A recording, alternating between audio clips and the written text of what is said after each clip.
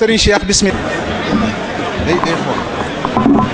نشكرك للكلمة التي أعطيتها عن حياة الشيخ محمود المصطفى رضي الله تعالى عنه وجزاه عنا بجاه شيخنا الحبيب محكومين بذل خير الجزاء.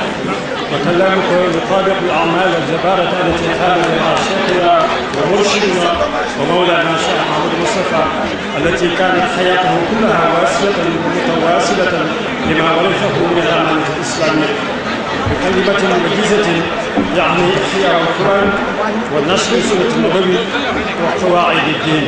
إذا أقول لك شكرا جزيلا. Au nom de Dieu,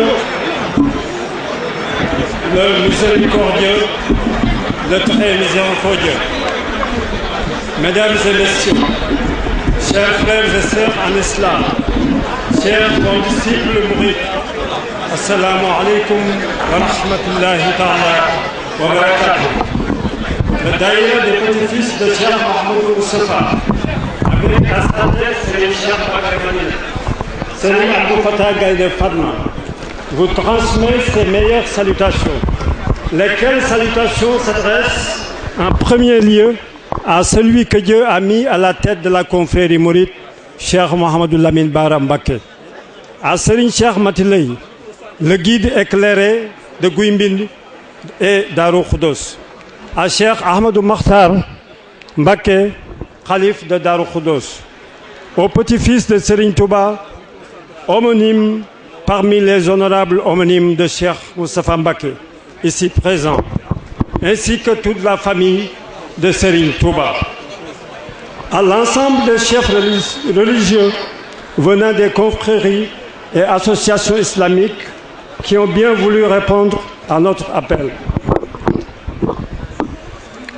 aux représentants du président de la République et tous les membres du gouvernement, à messieurs les représentants des partis politiques de tous bords et aux chefs coutumiers. Nous voulons transmettre à tous nos vifs remerciements pour votre présence et vous exprimer notre profonde gratitude pour la manière exemplaire dont vous avez massivement participé à la cérémonie d'aujourd'hui, malgré vos calendriers très chargés. Les remerciements vont également à ceux et à celles sans la contribution desquels cet événement n'aurait pas connu pareil succès. Surtout, ceux qui se sont donnés corps et âme, de jour comme de nuit et gratuitement, depuis que le ndigal a été donné par Serigne Ahmadou Makhtar. Chers frères et sœurs en islam, nous sommes là aujourd'hui pour célébrer et se remémorer un des illustres descendants de Mame Maram Mbacké, un des éminents petits-fils de Mame Mor Anta Sali, un des vénérables neveux de Mame Thierno Birahim, Mame Cheikh Anta, Mame Mor Diarra, Serigne Massamba, Serigne Afé Imam, Serigne Balla Thioro, Serigne Absa, Serigne Cheikh Thioro et bien d'autres éminences. Enfin, un des dignes fils de Khadim Rassoul, lui-même serviteur du prophète Mohammed, et qui est l'expression achevée de la foi en Dieu, sans nul doute, et qui nous a livrés des griffes de l'occupant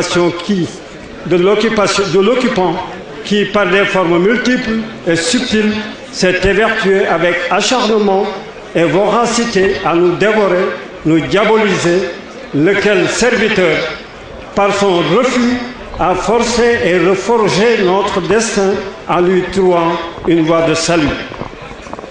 A forcé et reforgé notre destin en lui trouvant une voie de salut. Chers frères, les mots sont impuissants à décrire la droiture, la patience, l'humilité dont cet homme était dépositaire. Mais en vérité, notre Seigneur ne se trompe point. Cheikh Ahmadou Bamba étant un homme de merveille, d'envergure exceptionnelle, son successeur ne pouvait être qu'un homme incarnant de telles valeurs. C'est le lieu de rappeler que la succession s'est opérée dans un contexte particulièrement difficile de notre histoire. Dieu le Tout-Puissant fille de Cheikh Mouhamadoul Moustapha Mbacké, celui dont le profil répondait au titre de successeur de Khadim Rassoul. Nul n'ignore les conditions difficiles dans lesquelles Serigne Touba a vécu sur cette terre sainte de Ndiarème. Si la maison de Ndiarème, qui est là, dressée majestueusement devant nous, savait livrer les secrets, la mère de Mayomba,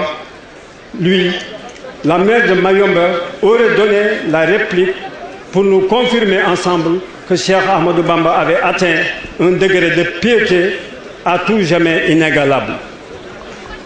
Existe-t-il quelque part au monde un chemin de fer de plus de 40 km créé aux frais d'un particulier, en l'occurrence Cheikh Mahamadou Moustapha, uniquement pour porter un projet de mosquée et de surcroît en pleine période coloniale caractérisée par une crise sans précédent provoquée par les deux guerres mondiales les plus affreuses qu'ait jamais connues l'humanité, dont les affres et les effets collatéraux ont rendu très difficile l'époque de son khalifa. Aussi assura-t-il l'éducation des fils de Serigne Touba, se considérant lui-même comme le talibé de leur père. Eux qui lui ont merveilleusement emboîté le pas dans l'accomplissement de ce travail colossal initié par Cheikh Ahmadou Bamba.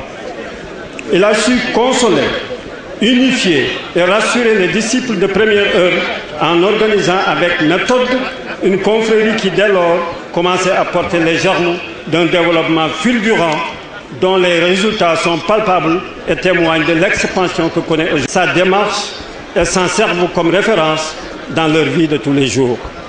En effet, aujourd'hui plus que jamais, le monde a besoin de repères provenant d'un saint d'une telle envergure. C'est dans ce sens que nous avons mis dans l'agenda de Mbacké y extraire l'essentiel pour le proposer aux générations actuelles et futures. Les recherches qui vous seront livrées feront l'objet d'un ouvrage inspiré par le travail scientifique d'éminents chercheurs connus pour leur probité morale et intellectuelle.